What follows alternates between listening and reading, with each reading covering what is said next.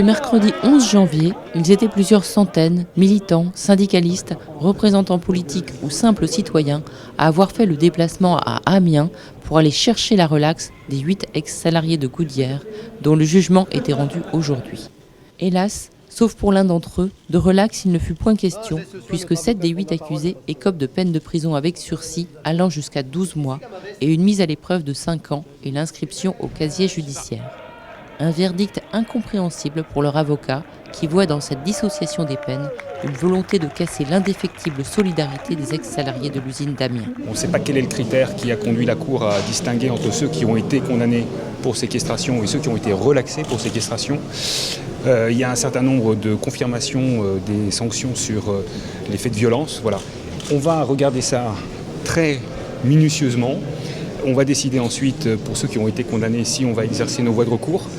Mais bon, il y a quand même beaucoup de déceptions chez tous les salariés poursuivis.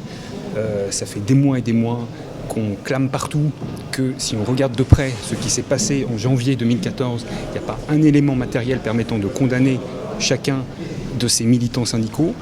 Voilà, je crois que ceux qui ont lancé cette démarche en criminalisation de ceux qui se battent pour sauver leurs emplois sont probablement aujourd'hui encore trop contents.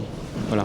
Il y avait une attente. Voilà. On pensait qu'on allait pouvoir redresser la barre et faire que justice soit rendue à tous les salariés de Goodyear et bien au-delà, à tous ces salariés qui, partout, dans les usines françaises qui sont menacées de fermeture, cherchent à empêcher ces catastrophes sociales de se produire avec les moyens qui sont les leurs, avec l'émotion que ça suscite. Vous voyez, quand des multinationales sont exonérées d'impôts, se livrent à des manipulations absolument scandaleuses pour ne pas payer un centime à l'État, et que ces multinationales sont exonérées, pas seulement d'ailleurs de leur contribution fiscale, mais de toute poursuite, on a un peu du mal à comprendre comment on peut de l'autre côté infliger avec tant d'obstination des sanctions pénales lourdes à des gens qui n'ont rien fait d'autre que tenter de sauver leur emploi. J'ai perdu mon boulot, j'ai divorcé, j'ai eu une période très difficile dans ma vie, je suis au chômage, je ne suis pas indemnisé.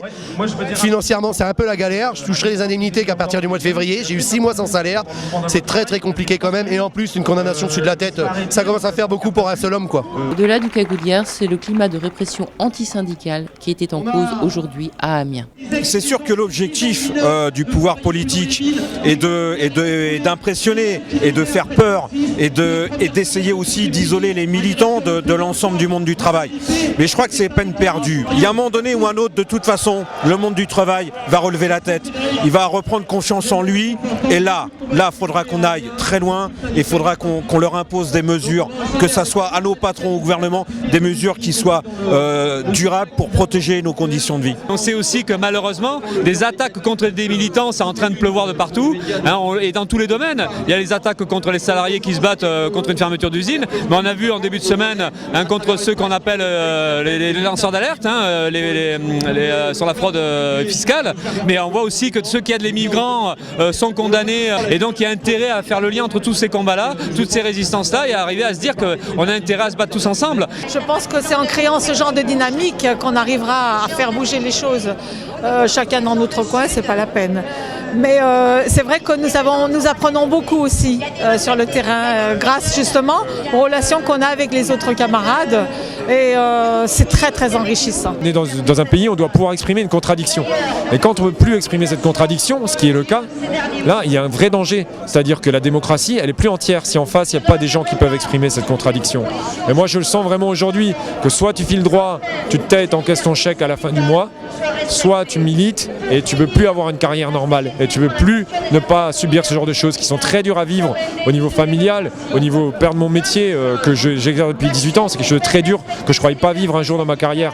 Et donc c'est vrai que c'est quelque chose de très important pour moi de le faire savoir, de le faire connaître. Le pire, ce serait de gagner ou de perdre en silence. Le pire, c'est le silence.